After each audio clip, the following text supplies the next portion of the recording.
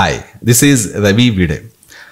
ఒక్కొక్కసారి కొంతమంది డాక్టర్స్ పేషెంట్స్కి ఎలాంటి ట్రీట్మెంట్ ఇస్తారంటే వాళ్ళ టెక్స్ట్ బుక్స్లో ఏం చదువుకున్నారో, లేకపోతే వాళ్ళు ఎంబీబీఎస్ లేకపోతే ఎండీ చేసినప్పుడు వాళ్ళకి ఏం చెప్పేదో అదే తూచా తప్పకుండా పాటించడం, లేకపోతే ఎవరైతే మెడికల్ రిప్రజెంటేటివ్స్ వచ్చి ఏవైతే మెడికేషన్ చెప్తుంటారో పేషెంట్స్కి ఇమ్మని అది అలా తీసుకోవడం, అలా ఇవ్వడం తప్పించి ఏమాత్రం వాళ్ళ స్కిల్స్ని అప్గ్రేడ్ చేసుకోకుండా అసలు మెడికల్ అడ్వాన్స్మెంట్స్ అసలు ఏం జరుగుతున్నాయి, ఏంటి ట్రీట్మెంట్ ఏ విధంగా మార్చాలి, ఇలాంటివి ఏవీ తెలుసుకోకుండా అదే టెక్స్ట్ బుక్ ట్రీట్మెంట్ని కంటిన్యూ చేయడం వల్ల పేషెంట్స్ ఎలా సఫర్ అవుతుంది, లైఫ్ లాంగ్ వాళ్ళు ఏ విధంగా బాధపడుతుంది అనేది నేను కొన్ని ఎగ్జాంపుల్స్ చూస్తూ ఉంటాను. అలాంటిది రీసెంట్లీ ఇప్పుడు నాకు చూస్తున్నాను ఒకటి, జస్ట్ లాస్ట్ 2 days నుంచి ఒక కేసు చూస్తున్నాను. అది నేను మీతో షేర్ చేస్తాను. మీకు అప్పుడు అర్థమవుతుంది అసలు ఒక డాక్టర్ రాంగ్ ట్రీట్మెంట్ చేయడం వల్ల ఒక పేషెంట్ జీవితమే నాశనం అయిపోతుంది. ఆ విషయం ఆ పేషెంట్కి తెలియదు, ఆ డాక్టర్కి తెలియదు. అది ఇప్పుడు నేను మీకు ఎగ్జాంపుల్ చూపిస్తాను. మీకు లైవ్ ఎగ్జాంపుల్ ప్రస్తుతం నడుస్తుంది. సో అది మీరు చూడండి అసలు ఏంటనేది. ఇప్పుడు మీరు నా స్క్రీన్ చూస్తే నాకు ఒక మెయిల్ వచ్చింది. ఇప్పుడు August 15, అంటే మొన్న సండే. ఆ మెయిల్ ఏంటంటే, హలో రవి, నేను ఇంగ్లీష్లో ఉంది మెయిల్, ఇంగ్లీష్లో చదువుతూ మీకు తెలుగులో కూడా ఎక్స్ప్లెయిన్ చేస్తాను, కొంతమంది తెలుగు రాని వాళ్ళ కోసం, ఇంగ్లీష్ రాని వాళ్ళ కోసం. Sorry. So mail, hello Ravi, I'm huge fan of yours and I regularly watch your videos. My self, name ఉంది అక్కడ, my age 27, height 6 feet 2 inches, మంచి height, wait 90 kgs. 1. 5 years back, I had a varicocele in my left scrotum, grade 1. I used to have pain in scrotum along with left leg pain. I neglected leg pain because I thought it was radiation pain because of varicocele, but my urologist suggested that I must check with an orthopedician regarding leg pain, but I ignored it. That time my sperm motility was 80%. Okay. 5 years back varicocele వచ్చింది, slight varicocele, మరి strong కాదు. అలాగే left లెగ్లో pain వచ్చింది, అది varicocele వల్ల వచ్చిందని చెప్పి అతను నెగ్లెక్ట్ చేశాడు. బట్ ఇతను యూరాలజిస్ట్ అయితే ఒకసారి ఆర్థోపెడిషియన్కి వెళ్ళి చూపించమని చెప్పి అన్నాడు అనమాట. అప్పుడు పట్టించుకోలేదు. అప్పుడు స్పెర్మ్ మోటిలిటీ 80% ఉంది, అప్పుడు బాగానే ఉంది. Since then my libido and erection have been getting lower and lower till last year and I literally felt it as erectile dysfunction. Last year I checked my sperm motility, it was 60%.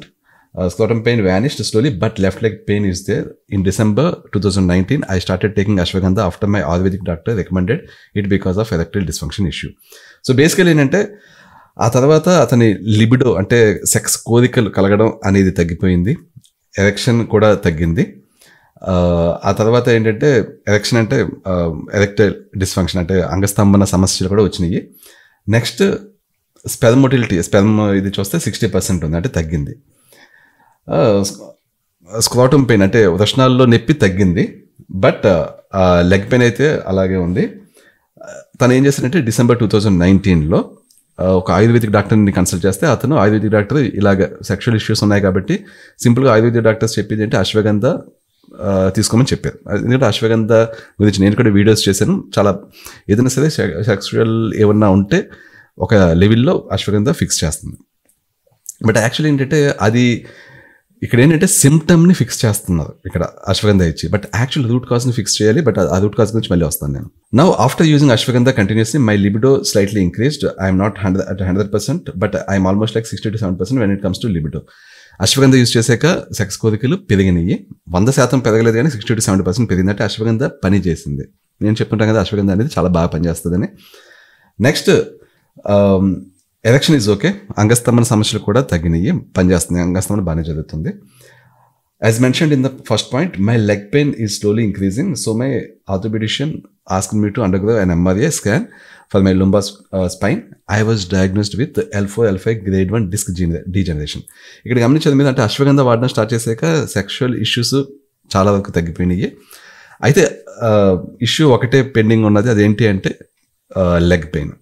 MRI scan చేస్తే lumbar స్పైన్లో L4, L5 grade 1 disc degeneration అనేది కనిపించింది. అంటే some orthopaedic issue ఉంది, అంటే ఎముకల సమస్య ఉంది. అశ్వగంధ వాడికి మిగిలిన ఫిక్స్ అని ఇది ఒకటి అలా ఉంది. Okay. 4th point, I have a gas and constipation issues as well, like I go in irregular timings a day. Gas constipation issues కూడా ఉన్నాయి. అది యాక్చువల్లీ ఏంటంటే సెకండరీ అన్నట్లే తను కూడా అనుకుంటూ 4th పాయింట్లో పెట్టాడు అది. Okay, now my main concern is 1, do you have erectile dysfunction? నా సమస్య ఏంటి అంటే నాకు ఎరెక్టైల్ డిస్ఫంక్షన్ ఉందా? Next, what supplements should I take to better health? ఏ సప్లిమెంట్స్ తీసుకోవాలి బెటర్ హెల్త్ కోసం? నా ఆరోగ్యం బాగుండాలంటే ఏ సప్లిమెంట్స్ తీసుకోవాలి? Shall I take tongkat ali and ashwagandha now? నేను యాక్చువల్ చెప్పాను కదా, అశ్వగంధ ఒకటే తీసుకున్న బదులు అశ్వగంధ టాంకెటలీ ఆల్టర్నేట్ చేస్తూ తీసుకుంటే చాలా మంచిది అని చెప్పాను. అవి తీసుకోవాలా అని అడిగాడు. I have it right now but I did not start taking it. అతను యాక్చువల్లీ కొనుక్కున్నాడు ఆల్రెడీ, తన దగ్గర ఉన్నాయి, బట్ ఇంకా స్టార్ట్ చేయలేదు. These below attachments are all my recent reports this week. Please go through to it. Response. Kindly help me. Let me know your UPI number, bank account number. I will pay you a consultation fee. నా UPI number, bank account number చెప్తే consultation fee ఇస్తానని అన్నాడు అబ్బాయి. But నేను ప్రస్తుతానికి అయితే డబ్బులు తీసుకోవట్లేదు ఎవరి దగ్గర. బట్ ఫ్యూచర్లో అలా ఉంటుందని ఎక్స్పెక్ట్ చేయొద్దు ప్లీజ్. ఫ్యూచర్లో నేను బహుశా ఛార్జ్ చేస్తాను, బహుశా కాదు డ్యామ్ షూర్గా ఛార్జ్ చేస్తాను. ఎందుకంటే టైం స్పెండ్ చేస్తున్నప్పుడు, నా నాలెడ్జ్ని మీకు అందిస్తున్నప్పుడు, మీకు సొల్యూషన్స్ చెప్తున్నప్పుడు డబ్బులు తీసుకోవడంలో తప్పు లేదు అని అనుకుంటున్నాను. బట్ ప్రస్తుతానికి అయితే తీసుకోవట్లేదు. ఓకే, సో ఇది ఈమెయిల్. సో ఈ ఈమెయిల్లో యాక్చువల్లీ ఏంటంటే మెయిన్ ఫోకస్ అంతా ఆ సెక్షువల్ ఇష్యూస్ మీద ఉంది, ఎరెక్టైల్ డిస్ఫంక్షన్ మీద ఉంది. ఒక పాయింట్లో గ్యాస్ అండ్ ఇండైజెషన్ ఇష్యూస్ గురించి తక్కువగా మెన్షన్ చేశాడు. సో నేను రిపోర్ట్స్ అన్ని చూస్తే రిపోర్ట్స్లో అన్ని రీసెంట్ రిపోర్ట్స్ చాలా బాగున్నాయి. అతని హార్మోన్స్ బాగున్నాయి, టెస్టోస్టెరాన్ బాగుంది, ఫ్రీ టెస్టోస్టెరాన్ బాగుంది, థైరాయిడ్ బాగుంది, అన్నీ బాగున్నాయి. సో ఎక్కడ నాకు ఏ ఇష్యూ కనిపించలేదు. కనిపించకపోతే అయితే డిస్క్ డీజనరేషన్ ఉంది, విటమిన్ B12 బాగా తక్కువ ఉంది, ఐరన్ బాగా తక్కువ ఉంది. దాన్ని బట్టి నాకు అర్థమైంది అయితే ఏంటంటే సెక్షువల్ ఇష్యూస్ కంటే యాక్చువల్లీ మనిషికి డైజెషన్ ఇష్యూస్ ఉన్నాయనే విషయం నాకు అర్థమైంది. సో నేను ఆ రెస్పాన్స్ ఏంటి అంటే, to me your reports are looking mostly normal except the degeneration of the disc and low vitamin B12 and iron. Exactly, ఆ degeneration of the disc issue ఒకటి ఉంది, విటమిన్ B12 ఒకటిలో ఉంది, ఐరన్ బాగుంది, మిగిలిన అన్ని హెల్త్ రిపోర్ట్స్ బాగున్నాయి. Your hormones, thyroid and testosterone are perfectly normal and you literally have no issues with your sperm count quality and erectile dysfunction. Sperm count సూపర్గా ఉంది. అతను స్పెర్మ్ కౌంట్ గురించి కూడా డౌట్ పడుతున్నాడు, దాని గురించి డౌట్ పడకలేదు, అన్నీ బాగున్నాయి. అతను అన్ని టెస్టులు చేయించాడు, అన్నీ బాగున్నాయి. You really don't need ashwagandha or tongkat ali at this age because 27 years కాబట్టి అశ్వగంధ టాంకెటలీ తీసుకోవద్దు అని చెప్పాను.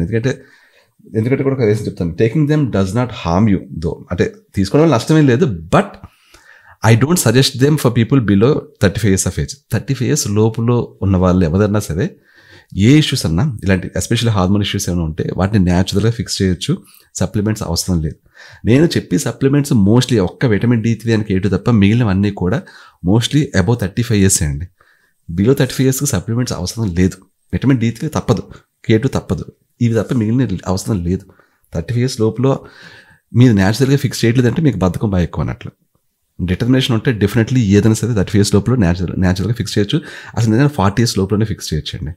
40 దాటేగా అంతకుముందు ఎంతకాలం పాటు మనం లేజీ లైఫ్ స్టైల్ అనుభవించతో ఉన్నాం అని దాన్ని బట్టి ఎంత హార్డ్ అవుతుంది అని ఉంటుంది, కానీ 40 దాటేగా కూడా ఫిక్స్ చేయొచ్చు న్యాచురల్గా.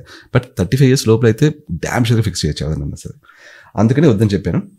You just have some digestion issues for sure that I can tell by looking at your extremely లో B12 అండ్ లో ఐరన్. డైజెషన్ ఇష్యూస్ డెఫినెట్లీ ఉన్నాయి, ఎందుకంటే B12 చాలా తక్కువ ఉంది, ఐరన్ బాగా తక్కువ ఉంది, అంటే digestion issues for sure digestion issues ఉన్నాయి. Please start taking B complex vitamins right away, immediately తీసుకోమని చెప్పాను. ఎందుకంటే దీనివల్ల B కాంప్లెక్స్ విటమిన్ చాలా తక్కువ ఉంది, స్ట్రైట్ అవే తీసుకోవాలి. అంటే మనం ప్రాబ్లమ్ని ఐడెంటిఫై చేయాలి, రూట్ కాజ్ ఐడెంటిఫై చేయాలి. బట్ బిఫోర్ దట్ రోజువారీ డ్యామేజ్ అవ్వకుండా ఇనిషియల్ అయితే విటమిన్ B కాంప్లెక్స్ తీసుకోవాలని చెప్పాను అనమాట. And start taking vitamin D3 and K2, అది కూడా తీసుకోవాలి, తప్పదు. You will get these links in my videos description. నా వీడియోస్ డిస్క్రిప్షన్లో ఉంటాయి, చూసుకోమని చెప్పాను. Also please go for an endoscopy to check for H. pylori by going to a gastroenterologist. ఒక గ్యాస్ట్రోఎంటరాలజిస్ట్ దగ్గరికి వెళ్ళి H. pylori గురించి చెక్ చేసుకోమని చెప్పాను. ఇక్కడి నుంచి చాలా ఇంపార్టెంట్, చూడండి వీడియో. నేను సాధారణంగా ఏ వీడియోని చివరిదాకా చూడండి అని చెప్పాను, కానీ ఈ వీడియోకి మాత్రం చెప్తున్నాను, చివరిదాకా చూడండి. If you have H. pylori, the doctor will give a 2 or 3 week course of antibiotics. H. pylori ఉంటే ఒక 2 to 3 weeks యాంటీబయాటిక్స్ ఇస్తారు, దాంతో తగ్గిపోతుంది. Apart from this you are completely normal and you don't worry about anything. ఇది వదిలేస్తే మిగిలినది చాలా నార్మల్గా ఉంది, దేని గురించి పెద్ద వరీ అవ్వద్దు. Some times at this age some men have too many unnecessary concerns. కొంతమందికి ఏంటంటే జస్ట్ వాళ్ళ సెక్షువల్ దీని మీద కొంచెం డౌట్స్ ఉంటూ ఉంటాయి, ఎస్పెషల్లీ బిఫోర్ మ్యారేజ్ 20s ఉన్నప్పుడు. అదేంటంటే అది జస్ట్ డౌట్ అంతే. మన సొసైటీ మన మీద పెట్టుకునే ఎక్స్పెక్టేషన్స్ని బట్టి మన బాడీలో మనం అనుకున్నట్లు అంతలాగా 100% మనకు అనిపించినప్పుడు కొంతమంది డౌట్స్ వస్తుంటాయి. బట్ అది కంప్లీట్లీ నార్మల్. చాలామంది విషయంలో ఇదంతా జస్ట్ సైకలాజికల్. నేను అదే అనుకుని అది చెప్పాను అనమాట. అట్ దిస్ ఏజ్ ఈ మామూలే, సో వరి అవ్వద్దు, just leave all those concerns aside and try to work out regularly and try to maintain a good healthy lifestyle అని చెప్పాను. బేసికలీ ఏంటంటే రిపోర్ట్స్ అన్ని బాగున్నాయి కాబట్టి అన్ని పక్కన పెట్టేసి హెల్దీగా డౌట్స్ అన్ని పక్కన పెట్టి డైలీ వర్కౌట్స్ చేసుకుంటూ హెల్దీ లైఫ్ స్టైల్ ఫాలో అవ్వమని చెప్పాను. యాక్చువల్లీ డైజెషన్ ఇష్యూస్ మాత్రం చెక్ చేసుకోమని చెప్పాను ఎండోస్కోపీ చేయించి. ఎందుకంటే నాకు హెచ్ పైలోది ఉందేమో డౌట్, ఎందుకంటే డైజెషన్ ఇష్యూస్ ఉన్నాయి కాబట్టి, విటమిన్ B12 ఐరన్ తక్కువ ఉన్నాయి కాబట్టి. సో నా డౌట్ అది. అయితే ఆ వ్యక్తి వెంటనే రెస్పాన్స్ ఇచ్చాడు. Thanks at for the response sir, your response is very valuable for me and I will surely stay positive and focus on healthy life style. Okay, looking forward to watch your videos coming from your channel. The knowledge you share really helps to us to inculcate good habits in our life and share with others. Thanks again. ఈ email చూసాక maybe అతను endoscopy చేయించుకోడేమో అని అనుకున్నాను నేను actually. ఎందుకంటే thanks చెప్పేసాడు, అంతా అయిపోయింది. Endoscopy చాలామంది ఏంటంటే ఎండోస్కోపీ అన్నప్పుడు ఎండోస్కోపీ అంటే భయపడి లైట్ ఎండోస్కోపీ ఎందుకులే అని వదిలేస్తుంటారు. బట్ చేయించుకోవడం అనుకున్నాను. బట్ ఈ ఈమెయిల్ పంపించినప్పుడు 3 days బ్యాక్ అతను ఎండోస్కోపీ చేయించుకున్నాడు. నిన్న చేయించుకుని నాకు నిన్న ఈమెయిల్ పంపించాడు. Hello sir, I'm done with endoscopy and these are the reports. Endoscopy చేయించుకుని పంపించాడు రిపోర్ట్. ఈ రిపోర్ట్ చూసాక నాకు మొత్తం అర్థమైంది అతని ఇష్యూస్ అన్నిటికీ రూట్ కాజ్ ఏంటనేది. ఎందుకు? ఫస్ట్ అతని రిపోర్ట్స్ చూపిస్తాను మీకు. ఎండోస్కోపీలో రిపోర్ట్స్ చూపించాక ఆ నెక్స్ట్ మా ఈమెయిల్ కన్వర్సేషన్ కూడా చూపిస్తాను. ఎండోస్కోపీలో వచ్చింది మీరు ఇలాగే చూడండి. G junction sliding hiatal hernia. అతనికి హైటల్ హెర్నియా ఉంది. మీరు కంటిన్యూస్ నా వీడియోస్ ఫాలో అవుతుంటే నేను ఎప్పుడు చెప్తుంటాను, హైటల్ హెర్నియాని తక్కువ అంచనా వేయద్దు. మీ లైఫ్ని నాశనం చేసేసి మీ లైఫ్ స్పాన్ తగ్గించేసి మీ ఆయుష్ని తగ్గించేస్తుంది హైటల్ హెర్నియా. దాన్ని తక్కువ అంచనా వేయద్దు అని చాలాసార్లు చెప్పాను. ఈ అబ్బాయి విషయంలో అదే జరుగుతుంది. స్లైడింగ్ హైటల్ హెర్నియా ఉంది. Next stomach antrum erosions. అంటే దాని గురించి ఎక్స్ప్లెయిన్ చేస్తాను. బట్ నథింగ్ బట్ అల్సర్స్ ఉన్నాయి స్టమక్లో, పెప్టిక్ అల్సర్స్ ఉన్నాయి. సో అది ఫైనల్ రిపోర్ట్ ఏమొచ్చిందంటే sliding hiatus hernia, erosive antral gastritis. So gastritis అంటే నథింగ్ బట్ అల్సర్స్ ఉన్నాయి, హైటల్ హెర్నియా. ఇదన్నమాట ఈ వ్యక్తికి అన్ని ప్రాబ్లమ్స్కి, డిస్క్ డీజనరేషన్కి, లో విటమిన్ B12కి, లో ఐరన్కి, సెక్షువల్ ఫంక్షన్స్కి అన్నిటికీ రీజన్ ఇది స్టార్టింగ్ పాయింట్. ఈ అబ్బాయి ఎండోస్కోపీ చేయించుకుని చాలా చాలా మంచి పని చేశాడు. చాలామంది చేయించుకోదు నేను చెప్పినప్పుడు వాళ్ళకి ఈ అబ్బాయిది ఎగ్జాంపుల్. నేను ఇది ఈ ఈమెయిల్ స్పెసిఫికల్లీ షేర్ చేయడానికి రీజన్ ఏంటంటే, నేను చాలామందికి ఎండోస్కోపీ చేయించుకోండి అని చెప్పాక నాకు రెస్పాన్స్లు ఎప్పుడూ రాలేదు. బట్ ఈ అబ్బాయి వెంటనే చేయించుకుని నాకు రెస్పాన్స్ వెంటనే ఇచ్చాడు. సో అందుకని నేను ఈమెయిల్ షేర్ చేస్తున్నాను. ఎందుకంటే ఇప్పుడు అసలు ప్రాబ్లం తెలిసింది మనకి ఇక్కడ ఈ వ్యక్తికి. నెక్స్ట్ ఏంటంటే ఇతని HbSAg అంటే లివర్ అంతా బాగానే ఉంది, అంటే మిగిలిన బాగానే ఉన్నాయి. సో నౌ అతనికి నేను ఇచ్చిన response, you have ulcers and hiatal hernia. Did the doctor also test for H. pylori? You might be having H. pylori. H. pylori spelling అనుకుంటాను తప్పు, sorry. You might be having H. pylori bacteria and that's the reason for ulcers. So basically నీకు ulcers ఉన్నాయి, hiatal hernia ఉంది, doctor H. pylori గురించి కూడా test చేసాడా అని అడిగాను నేను. ఇది is the list of things happen. నేను చెప్పిన అతని ప్రాబ్లమ్స్కి యాక్చువల్ రూట్ కాజ్ ఏంటో అనేది మొత్తం ఎక్స్ప్లెయిన్ చేశాను. ఏమైందంటే స్లైడింగ్ హైటల్ హెర్నియా అంటే nothing but hiatal hernia. Hiatal హెర్నియాలో 2 types ఉంటాయి, చాలా మంది ఉండేది sliding hiatal hernia. Sliding hiatal hernia first అది వచ్చింది. అది వచ్చాక stomach acid got reduced. Sliding hiatal hernia వచ్చాక స్టమక్ యాసిడ్ తగ్గిపోయింది. అది ఎందుకో మీకు ఇప్పుడు ఎక్స్ప్లెయిన్ చేస్తాను నేను. స్టమక్ యాసిడ్ తగ్గింది. స్టమక్ యాసిడ్ తగ్గాక H. pylori entered into the stomach. H. pylori స్టమక్లోకి ఎంటర్ అయిపోయింది. Next ulcers. So sequence of events ఇవి. Sliding hiatal hernia first, stomach acid తగ్గిపోవడం నెక్స్ట్, H. pylori పొట్టలోకి రావడం థర్డ్, పొట్టలో అల్సర్స్ ఏర్పడడం fourth. ఇది జరిగింది ఈవెంట్. సో ఇప్పుడు ఏం చేయాలి? Doctor H. pylori ఉందో లేదా ఫస్ట్ టెస్ట్ చేయాలి. You will have to talk to the doctor if you need a surgery to correct the hiatal hernia because you are very young and you should not leave it as it is. చాలా చిన్నోడు నువ్వు definitely hiatal hernia surgery చేయించుకోవాలి. So డాక్టర్తో మాట్లాడని చెప్పాను నేను. దానికి అతను response basically, I asked about H. pylori as well. He did not find any H. pylori. ఏ హెచ్పైలోది అతను కనిపించలేదు అంటే ఎండోస్కోపీ చేసినప్పుడు ఈ అబ్బాయి అడిగినా కూడా. ఈ side acid coming out of stomach causing those ulcers and prescribed me 1 month course to control ulcers. Ridiculous అండి. యాసిడ్ బయటకు వస్తుంది కాబట్టి అల్సర్స్ వచ్చినాయి. నాన్ సెన్స్ చెప్తాను, అది నాన్ సెన్స్ ఎందుకో కూడా చెప్తాను మీకు నేను. Recommend me to finish food before 7 PM. అబ్బా, recommended me to finish food before 7 AM so that I can sleep after 3 hours peacefully. Super అండి, డాక్టర్ భలే చెప్పేది ఐడియా. 7 గంటలకల్లా ఫుడ్ ఫినిష్ చేయండి సో దట్ 10 o'clock కల్లా పడుకోవచ్చు హ్యాపీగాని.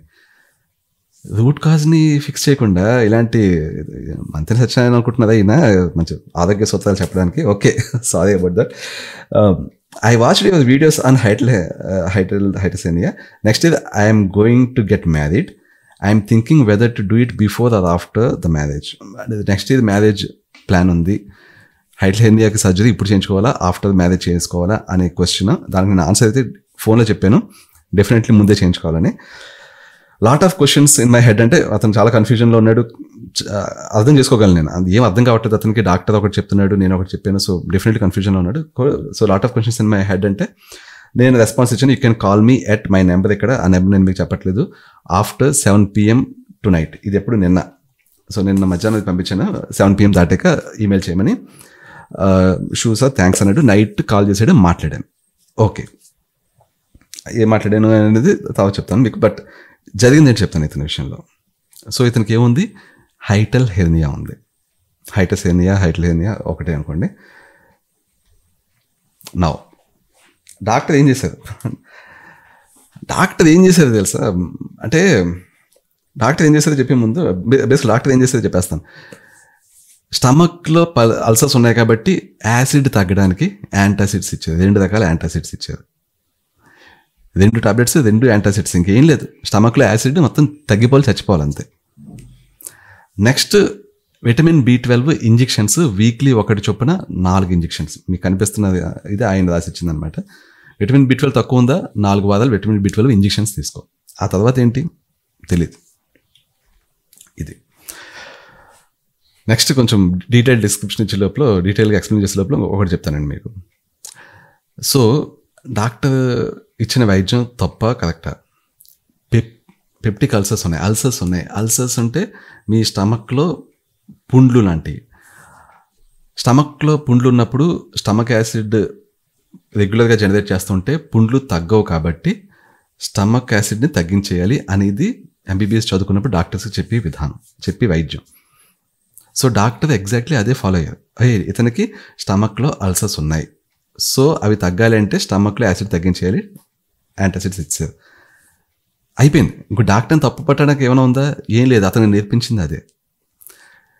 విటమిన్ B12 తక్కువ ఉంటే ఏం చేయాలి? విటమిన్ B12 తీసుకోవాలి.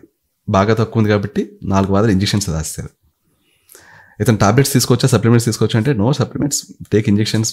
మన ఫార్మసీలోనే ఉంటాయి కాబట్టి, మన సేమ్ ఆ డాక్టర్ ప్రిస్క్రైబ్ చేస్తున్న ఫార్మసీలో, ఆ హాస్పిటల్ కింద ఫార్మసీలో సప్లిమెంట్స్ ఉండవు కాబట్టి సప్లిమెంట్స్ వద్దు, తీసుకోదు, అవి తీసుకున్న పని చేయవు అని చెప్పి ఆ ఇంజెక్షన్స్ తీసుకోమన్నారు. సో ఈ పేషెంట్ వెళ్ళి అక్కడే ఆ ఫార్మసీలోనే ఇంజెక్షన్స్ తీసుకుంటాడు కాబట్టి 4 వారాలు ఇంజెక్షన్స్ రాసేది. ఆ తర్వాత ఏంటి లేదు, going forward after the month ఏంటి తెలియదు. ఇప్పుడు ఈ వైద్యం తప్ప? ఇప్పుడు ఏ డాక్టర్ దగ్గరికి వెళ్ళినా కరెక్ట్గానే రాస్తారు కదా, అల్సర్స్ ఉన్నాయి కాబట్టి స్టమక్ యాసిడ్ తగ్గించడానికి యాంటాసిడ్స్ రాస్తారు. నెక్స్ట్ ఈ B12 తక్కువ ఉంది కాబట్టి B12 రీప్లేస్మెంట్ రాశారు. ఐరన్ తక్కువ ఉంటే ఐరన్ రాస్తారు, ఇంకంతే. ఇంకా అందులో తప్పే ఉంది. కానీ యాక్చువల్గా ఏంటంటే ఇతనికి ఇష్యూ ఎందుకు వచ్చింది, ఆ ఇష్యూని ఫిక్స్ చేయడానికి ఏం చేయాలి అది ఫస్ట్ చూడాలి కదా. ఇతను ఇన్ని ప్రాబ్లమ్స్తో బాధపడుతున్నాడు, అవన్నీ నేను సైకలాజికల్ అనుకున్నాను కానీ అవన్నీ రియల్గా మనిషి ఆ ప్రాబ్లమ్స్తో బాధపడుతున్నాడు, అవి సైకలాజికల్ కాదు. వాటన్నిటికీ రూట్ కాజ్ ఏంటి? హైపర్థెర్మియా, అది రూట్ కాజ్. అది ఫస్ట్ ఫిక్స్ చేయాలి. అది ఫిక్స్ చేయకుండా ఎన్ని చేసినా తగ్గవు, మళ్ళీ వస్తూనే ఉంటాయి, జీవితాంతం వస్తుంటే ఆ వ్యక్తి లైఫ్ స్పాన్ తగ్గిపోతుంది. ఆ వ్యక్తి లైఫ్ని ఎంజాయ్ చేయలేడు, బాధపడుతూనే ఉంటాడు. ఇలాగ ఇప్పుడు 27 ఏళ్ళకి లైఫ్ని ఎంజాయ్ చేయాల్సిన టైంలో ఇంత బాధపడుతున్నాడు, ఇన్ని డౌట్స్ ఇవన్నీ ఉన్నాయి. పెళ్ళయ్యాక సరదా సంతోషంగా వైఫ్తో ఎలా ఉంటాడు? సో రూట్ కాజ్ని ఫిక్స్ చేయాలి. రూట్ కాజ్ ఏంటి, ఏం జరిగింది అసలు ఈ వ్యక్తికి, అది ఇప్పుడు చెప్తాను మీకు. స్క్రీన్ చూడండి. Left side normal stomach, right side hiatal hernia వచ్చిన స్టమక్. ఓకే, నార్మల్ స్టమక్ నార్మల్గా ఉంది, హైటల్ హెర్నియా వస్తే ఏమైంది, ఈ స్ప్లించర్ నుంచి పైకి వచ్చేసింది, కొంత స్టమక్ పైకి వచ్చేసింది, ఆ డయాఫ్రమ్ దాటి ముందు పైకి వచ్చేసింది. అది ఈ అబ్బాయి విషయంలో జరిగింది. అంటే స్టమక్ కొంత కింద ఉంది, చిన్న పార్ట్ పైన ఉంది. దీనివల్ల నష్టం ఏంటి? నష్టం ఏంటంటే మీకు అసలు డైజెషన్ ఎలా అవుతుంది? ఏదైనా తిన్నప్పుడు నార్మల్ స్టమక్ ఉందనుకుందాం, మీరు తిన్న ఫుడ్ స్టమక్లోకి వెళ్ళి స్టమక్లో మీరు ఫుడ్ తిన్న వెంటనే అది స్టమక్ సెన్స్ చేసి స్టమక్ వాల్స్ నుంచి హెచ్సిఎల్ జనరేట్ అవుతుంటుంది. స్టమక్ ఏంటి, ఫుడ్ వచ్చిన వెంటనే అదొక పిండి మిల్లు లాంటిది.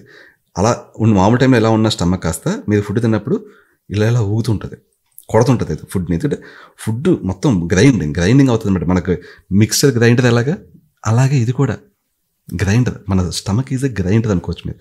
ఇలా ఊగుతుంటుంది. ఊగుతున్నప్పుడు స్టమక్ వాల్స్లోంచి స్టమక్ యాసిడ్ జనరేట్ అయ్యి, స్ట్రాంగ్ స్టమక్ యాసిడ్ జనరేట్ అయ్యి పసక్ మన అందులోకి ఇలా వస్తుంటుంది అనమాట. అయితే అది వచ్చేటప్పుడు అంత స్ట్రాంగ్గా అలా ఉండిపోతుంది. స్టమక్ యాసిడ్ ఎంత బాగా జనరేట్ అవుతుందో మిగిలిన డైజెస్టివ్ ఎంజైమ్స్, పెప్సిన్, మిగిలినవన్నీ కూడా స్టమక్ వాల్స్ నుంచి జనరేట్ అయ్యి అవి కూడా వచ్చి పడుతుంటాయి. స్టమక్ యాసిడ్ కాన్సన్ట్రేషన్ బట్టి ఇవి కూడా వస్తుంటాయి అనమాట. ఎందుకంటే అది వస్తున్నప్పుడు దాని కాన్సన్ట్రేషన్ ఎంత వస్తుంది అనే దాన్ని బట్టి వీటి పర్సంటేజ్ కూడా డిపెండ్ అయి ఉంటుంది, మిగిలిన డైజెస్టివ్ ఎంజైమ్స్ పర్సంటేజ్ కూడా. యాక్చువల్లీ ఫుడ్ని పిండి చేసి ఇవి డైజెస్టివ్ ఎంజైమ్సే. స్టమక్ యాసిడ్ యాక్చువల్గా ఏం చేస్తుంది, మీరు తినే ఫుడ్లో ఈ ప్యాథోజన్స్ అంటే హెచ్ పైలోది కానీ ఇంకా అనేక బ్యాక్టీరియాలు, మీకు ఒక్క హెచ్ పైలోది బ్యాక్టీరియా ఒకటే కదా, అనేక రకాల బ్యాక్టీరియాలు మనం తినే ఫుడ్లో వెళ్తుంటాయి బాడీలో. రోజు మీరేమి కంప్లీట్లీ క్లీన్ ఫుడ్ మొత్తం అంతా అసలు ఎక్కడ చుట్టుపక్కల ఏ డస్ట్ లేకుండా బ్యాక్టీరియా లేకుండా ఫుడ్ ఏం తింటలేదు మీరు. ಎಷ್ಟು వచ్చినట్టు తింటారు, మీకు కనిపించిన అనేక బ్యాక్టీరియాలు మీ నోట్లోకి వెళ్తుంటాయి. వాటినన్నింటినీ కిల్ చేసేది మీ stomach acid. Stomach acid only kill చేస్తుంది, ఆ పిండి చేసేది మిగిలిన డైజెస్టివ్ ఎంజైమ్స్. అయితే మిగిలిన డైజెస్టివ్ ఎంజైమ్స్ సరైన రేషియోలో రావాలంటే స్టమక్ యాసిడ్ సరైన రేషియోలో జనరేట్ అవ్వాలి. ఓకే, అది అలా ఉంటుంది. స్టమక్ మామూలుగా ఉన్నప్పుడు ఆ పిండి మిల్లు ఇలా ఊగుతూ స్టమక్ వాల్స్లోంచి హెచ్సిల్ వచ్చి పడుతుంటుంది, ఈ పెప్సిన్ వచ్చి పడుతుంటుంది, డైజెస్టివ్ ఎంజైమ్స్ వచ్చి పడుతుంటుంది. మళ్ళీ ఆ స్టమక్ యాసిడ్ వచ్చి పడుతున్నప్పుడు ఆ యాసిడ్ వల్ల మళ్ళీ స్టమక్ గోడలు పాడవకుండా స్టమక్ గోడల్లో మనకి మ్యూకస్ తెలుసు కదా, అంటే ఒక జిగురు పదార్థం ఒకటి జనరేట్ అవుతుంటుంది. ఆ స్టమక్ వాల్స్కి ఏం డ్యామేజ్ కాకుండా ఇవన్నీ జనరేట్ అవుతాయి. పిండి ఇలా ఆడించి ఫుడ్ కిందకి వెళ్తుంది, పేస్ట్లా అయిపోయి కిందకి వెళ్తుంది, కైమ అయిపోయి కిందకి వెళ్తుంది. అది జరుగుతుంది నార్మల్ స్టమక్ నార్మల్ షేప్లో ఉంటాయి.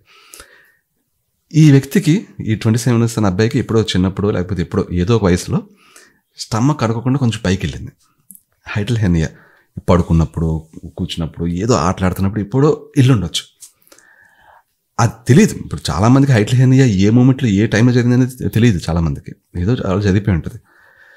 అప్పుడు బహుశా నొప్పి కూడా ఎందుకంటే కొంచెం వెళ్ళి తర్వాత ఇంకొంచెం వెళ్ళి ఉండొచ్చు. సో నొప్పి కొంతమంది ఒకేసారి హైటల్ హెర్నియా వచ్చినప్పుడు నొప్పి వస్తే తెలుస్తుంది, మిల్లిమిల్లిగా అయినప్పుడు తెలియదు చాలామందికి. సో వెళ్ళింది స్టమక్ పైకి. స్టమక్ కొంత పార్ట్ పైకి వెళ్ళి మిగిలింది కింద ఉన్నప్పుడు ఏమవుతుంది, ఫుడ్ తిన్నప్పుడు మళ్ళీ ఆ పిండి మిల్లు ఎలా ఆడాలి కదా కింద, కొంత పార్ట్ పైన స్టమక్ పైకి వెళ్ళింది, అది కూడా ఆడాలి కదా. అంటే ఎలాగ సగం అంటే ఇప్పుడు ఒకే చోట్ల ఆడిది కాస్త కొంచెం పైకి కొంచెం ఎందుకు వెళ్తే సగం ఆడతాయిగా, సరిగ్గా ఆడవు.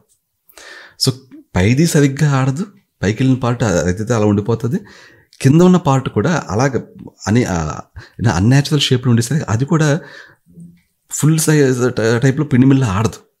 అది ఏంటంటే కొంత పార్ట్ పైన ఉంది, కొంచెం ఇబ్బందిగా ఆడుతుంది కానీ ఇబ్బందిగా న్యాచురల్ మూమెంట్ ఉండదు. నేను లాస్ట్ టైం కూడా చెప్పాను, హెవీ వాటర్ మార్నింగే గ్లాస్ అంటే బాటిల్ లీటర్ 2 లీటర్లు తాగేస్తుంటుంది వాటర్. వాళ్ళని కూడా వద్దునేది ఏంటంటే ఈ పిండి మిల్లు కైండ్ ఆఫ్ ఇది దెబ్బతింటుందని. ఓకే, ఈ టాపిక్లోకి వద్దాం. సో హైటల్ హెర్నియా ఉన్నప్పుడు ఈ స్టమక్ మూమెంట్ కరెక్ట్గా ఉండదు. కరెక్ట్గా ఉండనప్పుడు ఏమవుతుంది, మీ స్టమక్ వాల్స్లోంచి ఏదైతే హెచ్సిఎల్ జనరేట్ అవుతుందో అదేంటి, మీకు మూమెంట్ కరెక్ట్గా ఉన్నప్పుడు అలా వచ్చి పడుతుంటుంది, బాగా జనరేట్ అవుతుంది. మూమెంట్ సరిగ్గా లేనప్పుడు సరిగ్గా పడదు, సరిగ్గా జనరేట్ కాదు. స్టమక్ హెచ్సిఎల్ సరిగ్గా జనరేట్ అవ్వట్లేదంటే మిగిలిన డైజెస్టివ్ ఎంజైమ్స్ కూడా సరిగ్గా జనరేట్ కావు, పెప్సిన్ సరిగ్గా జనరేట్ కాదు, మిగిలిన సరిగ్గా జనరేట్ కావు. అప్పుడు మీరు తింటున్న ఫుడ్ కరెక్ట్గా డైజెషన్ అవుతుందా, అవ్వదు. పేస్ట్ అవుతుందా, అవ్వదు. కైమ్ కరెక్ట్గా అవుతుందా, అవ్వదు. అన్డైజెస్టెడ్ ఫుడ్ కిందకి వెళ్తుంది. సో అందులోంచి న్యూట్రియన్స్ బాడీకి వస్తాయా? రావు. సో ఈ వ్యక్తికి బాడీకి న్యూట్రియన్స్ రావట్లేదు. దానివల్లనే డిస్క్ డీజనరేషన్, ఎముకలకి రావాలి, కావాల్సిన అమౌంట్ కావాలి, కాల్షియం కావాలి, వెళ్ళట్లేదు. విటమిన్ B12 వెళ్తుందా? వెళ్ళట్లేదు. మిగిలిన అదొక్కటే కదా, అసలు బాడీకి కావాల్సిన న్యూట్రిషన్నే అందట్లేదు. ఇంకా అందనప్పుడు ఏదన్నా ప్రాబ్లం రావచ్చు. మీకు సెక్షువల్ ఎరెక్టైల్ డిస్ఫంక్షన్లు, సెక్షువల్ ఇష్యూస్ వస్తున్నాయి, సెక్స్ కోరికలు రావట్లేదు. దాని మీనింగ్ ఏంటి? కావాల్సిన న్యూట్రియన్స్ అందట్లేదు, డిస్క్ డీజనరేషన్ అందట్లేదు. ఇంకా ఏమన్నా రావచ్చు. ఇంకా 27 years కాబట్టి ఇవే ఉన్నాయి. ఇంకా ఇలాగ వదిలేస్తే ఇంకా చాలా చాలా వస్తాయి. హార్మోన్స్ యంగ్ కాబట్టి ఇంకా బాగానే ఉన్నాయి, కానీ అవి తగ్గిపోతాయి, అత్యంత త్వరగా తగ్గిపోతాయి. సో న్యూట్రియన్స్ అందాలి, డైజెషన్ బాగోవాలి. ఇది కాకుండా ఇంకోటి, అల్సర్స్ ఎందుకు వచ్చినాయి? ఇప్పుడు మీరు తింటున్న ఫుడ్లో ఉన్న ఈ ప్యాథోజన్స్ని, ఈ బ్యాక్టీరియాని చంపేదేంటి? Stomach HCl. ఇప్పుడు స్టమక్ HCl అయితే సరిగ్గా జనరేట్ అవుతుందా? అవ్వట్లేదు. సో అప్పుడు ఏమవుతుంది? మీరు తింటున్న ఫుడ్లో ఉండి బ్యాక్టీరియా చస్తాయా? చావవు. చావని బ్యాక్టీరియా ఏమవుతుంది? కొన్ని H. pylori ఇలాంటివి ఏం చేస్తే అవి స్టమక్ వాల్స్ కతుక్కుపోయి అక్కడ ఇంకా అలా లైఫ్లో ఉండిపోతాయి. వేరే కైండ్ ఆఫ్ బ్యాక్టీరియా, ఈకోలీ కానీ ఇంకేమైనా బ్యాక్టీరియాలు ఉంటే అవి పొట్టలోకి, ఇంటెస్టైన్స్లోకి వెళ్తాయి, పారాసైట్స్ ఇంటెస్టైన్స్లోకి వెళ్తాయి. ఈ వ్యక్తి ఇంకా లక్కీ, ఇంకా ఆటోఇమ్యూన్ డిసీజెస్ ఏం రాలేదు. బట్ ఇది ఇలాగే ఉంటే ఆటోఇమ్యూన్ డిసీజెస్ వచ్చి ఇంకా జీవితం నరకం అయిపోతుంది ఈ వ్యక్తిది. కరెక్ట్ టైంలో కరెక్ట్ ట్రీట్మెంట్ ఇప్పుడు పడాలి ఈ వ్యక్తికి, లేకపోతే లైఫ్ నాశనం అయిపోతుంది. సో స్టమక్ HCl సరిగ్గా లేదు కాబట్టి వచ్చేసింది H. pylori. H. pylori వచ్చేసి H. pylori వల్ల అతనికి ఈ అల్సర్స్ వచ్చినాయి. సో ఇప్పుడు డాక్టర్ ఎండోస్కోపీ చేసినప్పుడు H. pylori లేదన్నాడు. ఇప్పుడు ఎండోస్కోపీలో H. pylori అందరు డాక్టర్స్ కనిపెట్టగలదా? లేదు. H. pylori అనేది ఎండోస్కోపీ చేసినంత మాత్రం తెలిసిపోదు. దాంతోపాటు RUT అనేది ఒకటి ఉంటుంది, ఒక చిన్న సైజు బయాప్సీ తీసి దాన్ని టెస్ట్ చేస్తుంది. అది యాక్యురేట్ టెస్ట్. అది చేయలేదు ఈ డాక్టర్. అది చేయకుండా H. pylori లేదని ఎలా చెప్తాడు? నేను ఈ అబ్బాయికి చెప్పాను, ఈ రోజు అర్జెంటుగా వెళ్ళి స్టూల్ టెస్ట్ చేయించుకోమని. మళ్ళీ ఎండోస్కోపీ నేనే చేయించుకుని మళ్ళీ ఇంకోసారి ఇంకో డాక్టర్ దగ్గరికి వెళ్ళి RUT కూడా చేయించమని నేను చెప్పడం బాగోదు కాబట్టి స్టూల్ టెస్ట్ చేయించమని చెప్పాను. స్టూల్ టెస్ట్ కూడా యాక్యురేట్గానే ఇస్తుంది. సో స్టూల్ టెస్ట్లో తెలుస్తుంది H. pylori ఉందని. But H. pylori ఉన్నా లేకపోయినా 100% H. pylori ఉంది ఈ వ్యక్తికి. ఉన్నా లేకపోయినా ఈ వ్యక్తికి నెక్స్ట్ ట్రీట్మెంట్ ఏంటి? ఏం చేయాలి?